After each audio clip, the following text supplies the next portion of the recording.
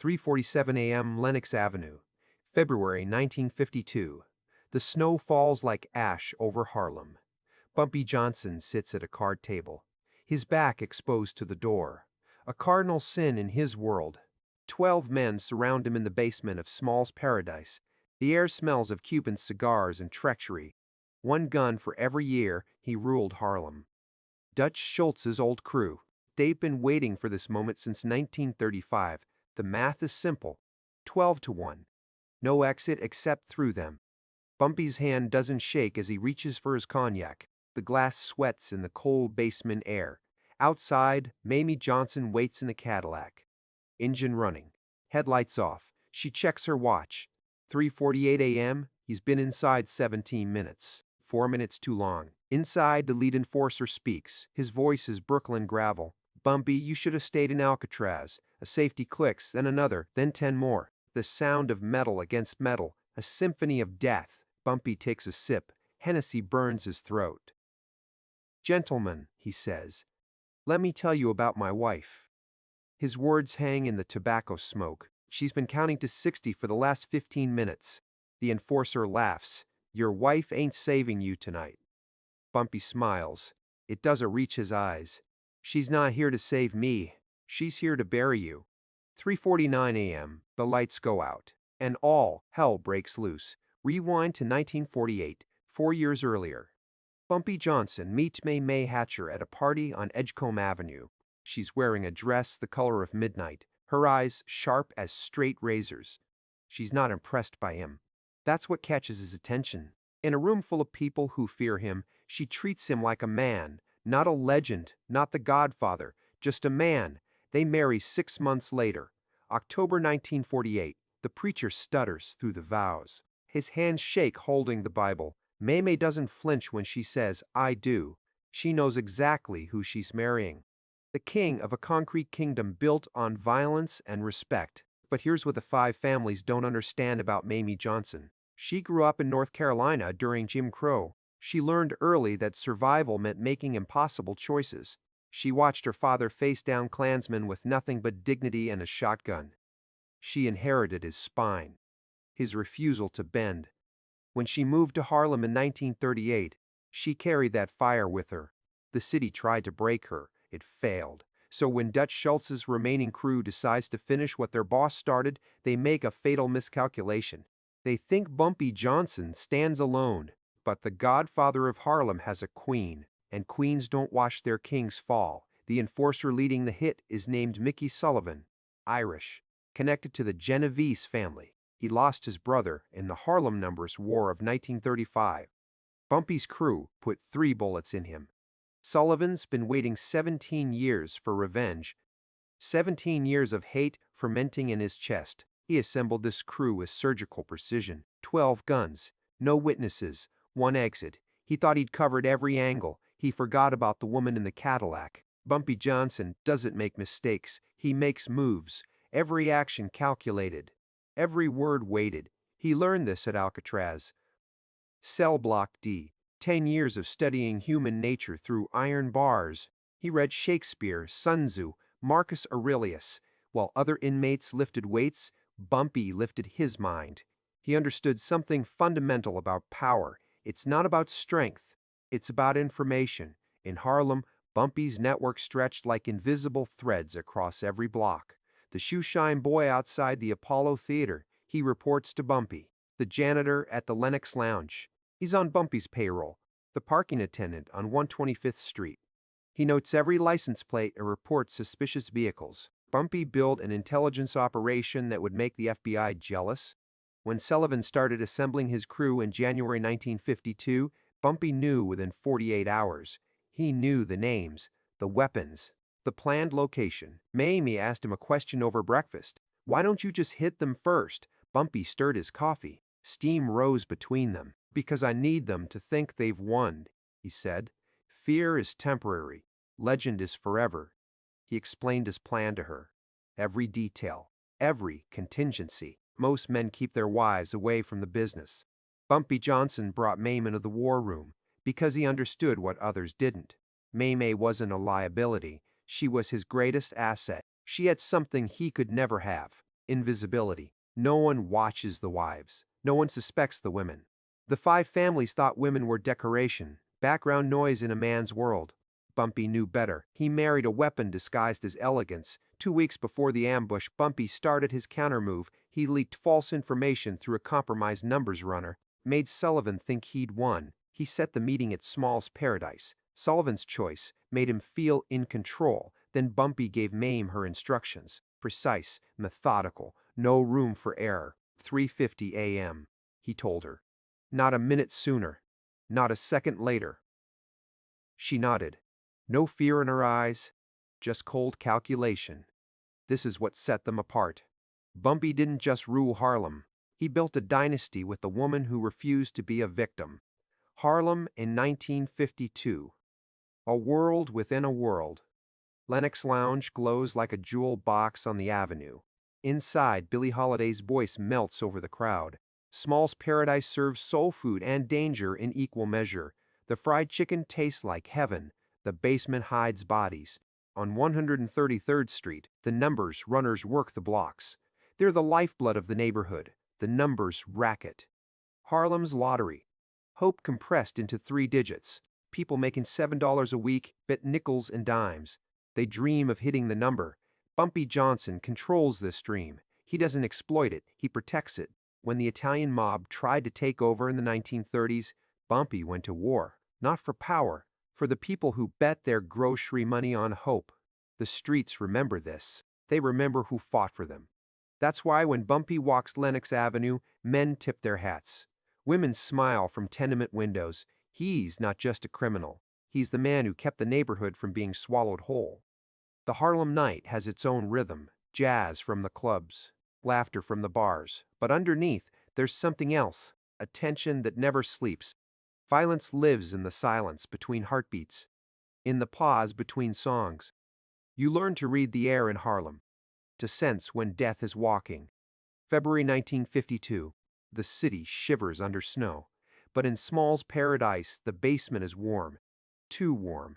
12 men sweat in their overcoats, their guns hidden but ready. Sullivan chose this location for a reason. No windows, one door, soundproof walls, the perfect tomb. Bumpy Johnson arrives at 3:30, right on time. He's wearing his best suit, charcoal gray, Italian cut, his tie the color of dried blood. He walks into that basement like a man walking into church. Sullivan watches him descend the stairs, watches him sit at the card table. You came alone, Sullivan says. Bumpy lights a cigarette. The match flares in the dim light. I always come alone, Bumpy replies. Outside, Mayme watches the door, her hand steady on the steering wheel. In her purse, something heavy, something cold. The clock on the dashboard glows green. 3:45 a.m., 5 minutes until hell. 3:49 a.m., the lights die. Sullivan's voice cuts through the darkness. What the basement plunges into absolute black, no windows, no light. Bumpy Johnson doesn't move. He knows this darkness. He mapped every inch of this room 2 weeks ago. 12 men start shouting. Confusion spreads like wildfire. Someone fires a gun. The muzzle flash illuminates terrified faces for one heartbeat. But Bumpy is no longer at the table. Sullivan screams orders. Find him. Find a goddamn light switch. Footsteps scramble in the dark. Men collide with each other. Panic tastes like copper. Above them, Mayme Johnson enters through the kitchen door. The staff cleared out 30 minutes ago. Bumpy's money bought their absence. She moves through Small's Paradise like smoke. No sound, no hesitation. In her hands, the circuit breaker key. She locked the power off from the outside, but she's not here to turn the lights back on. In the basement, Sullivan finds the wall. Fumbles for the switch. His fingers close around it. He flips it once, twice. Nothing happens. Somebody cut the power, he realizes. That's when he hears it. A voice in the darkness. Bumpy Johnson. Calm as Sunday morning. Mickey Sullivan, Brooklyn boy. Lost your brother in 35. Carlos Sullivan, 26 years old.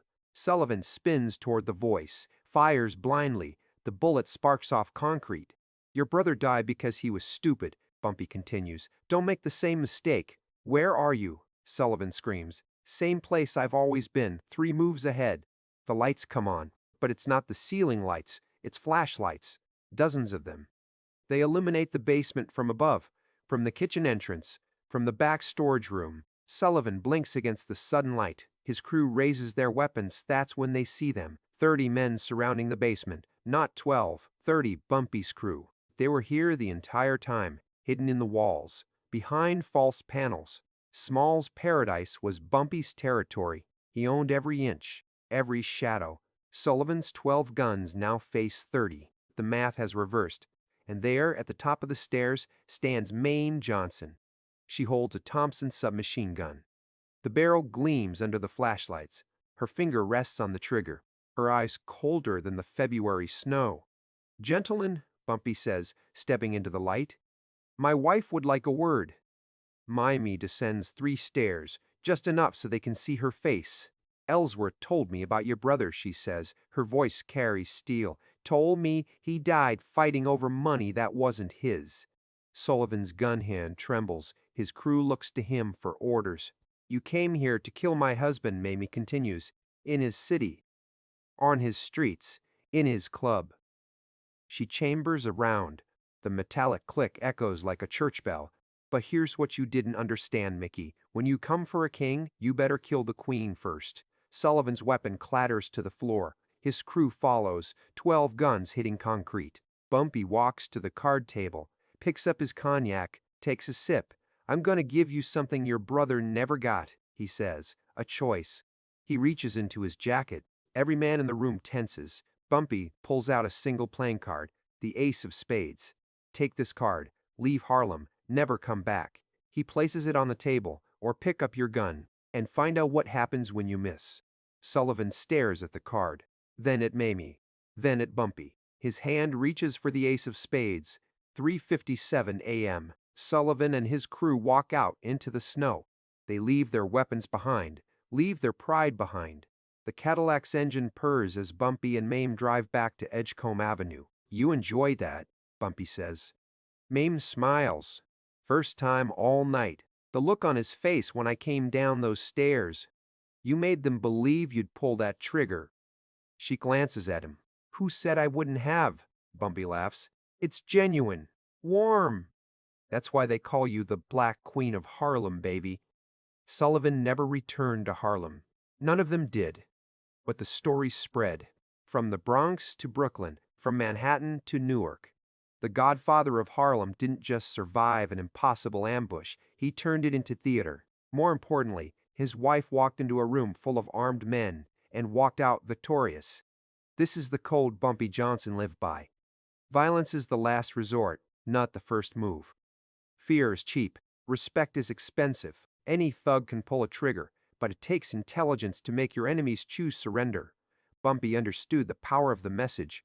Let Sullivan live to tell the story. Because now everyone knows. You can't touch Bumpy Johnson. Can't catch him off guard. And his wife? She's not some socialite playing dress-up. She's a warrior in diamonds and silk. The Italian families learned something that night.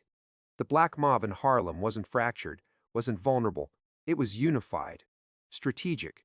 3 moves ahead. Mayme Johnson became legend after February 1952, the Black Queen of Harlem. Women whisper her name with admiration. Men spoke it with caution. She proved what Bumpy always knew. In chess, the queen is the most dangerous piece on the board. The couple ruled Harlem together for 16 more years, until Bumpy's death in 1968. Heart attack at Wells Restaurant, fried chicken and coffee, surrounded by friends, not shot, not ambushed. He died on his terms. Mayme sat in the front pew at his funeral. Thousands attended. The streets overflowed. She never remarried, never left Harlem. Until her death in 2009, she carried the Johnson legacy, protected it, honored it. She wrote a book, Harlem Godfather, set the record straight, because history has a way of erasing the truth, especially when it involves powerful black figures. But Mayme refused to let Bumpy's story be distorted, refused to let Hollywood rewrite their lives. They want to make him a villain, she said, but he was Harlem's protector. The neighborhood never forgot, never will.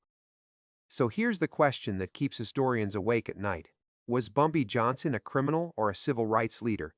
He ran numbers, dealt in violence when necessary, broke laws the government wrote. But he also fed Harlem's hungry, protected its vulnerable, fought the Italian mob when they tried to colonize black neighborhoods. He gave turkeys on Thanksgiving, threw Christmas parties for kids, paid rent for widows. Malcolm X considered him a friend. So did poets, musicians, activists. The truth is complicated, messy, human. Bumpy Johnson was a product of his time, a black man in Jim Crow America. The system offered him two choices: submit or survive. He chose survival, on his terms, with his queen beside him. Mayme Johnson showed us something equally complex. Women aren't helpless, are decoration. In the most dangerous game men play, she proved herself the deadliest player. She walked into that basement at 3:49 a.m., changed the math, rewrote the ending.